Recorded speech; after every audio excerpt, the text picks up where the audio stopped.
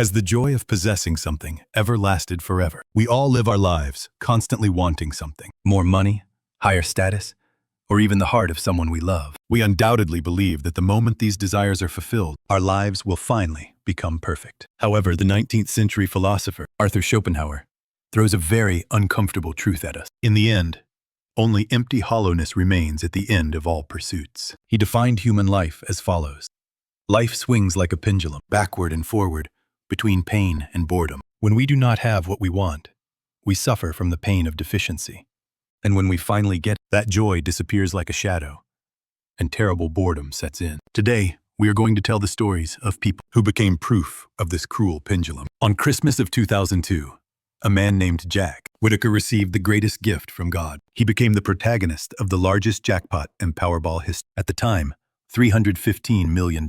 Already a successful businessman, he was confident. He declared that he would use this money to build churches, help the poor, and make his family the happiest in the world. But as Schopenhauer said, as soon as the desire to get what one wants is fulfilled, his life began to twist bizarrely. Thousands of people smelling money began stalking him. Friends considered him a walking wallet, and he increasingly became isolated, unable to trust anyone. The bigger problem was that his brain stopped responding to ordinary stimuli. However, the price of desire took away his most precious thing. It was his granddaughter, Brandy. Whittaker bought everything his beloved granddaughter wanted. However, the immense wealth, given without effort, led the 17-year-old girl down a path of drugs and corruption. Eventually, she was found as a cold corpse inside a junked van. At his granddaughter's funeral, Jack Whittaker, the man who had everything, sobbed and said this, "I wish I'd torn that ticket up." If you have strong desires, you will have expectations.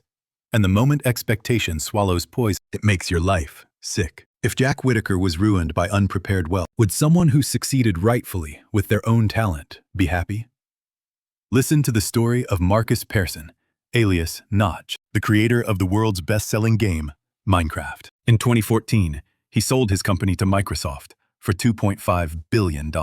He outbid the couple, Beyoncé and Jay-Z, to buy the most expensive mansion in Beverly Hills. The house even had James Dean's motorcycle and a candy room filled with $200,000 worth of candy. He literally entered the creative mode of real-life Minecraft. However, the posts he left on Twitter after becoming a billionaire were shocking. The problem with getting everything is you run out of reasons to keep trying. I'm partying with Ibrahimovic, but I've never felt more isolated. Desire is painful if not fulfilled, but if completely fulfilled, it makes one lose the motive power of life. What about someone who achieves something money cannot buy?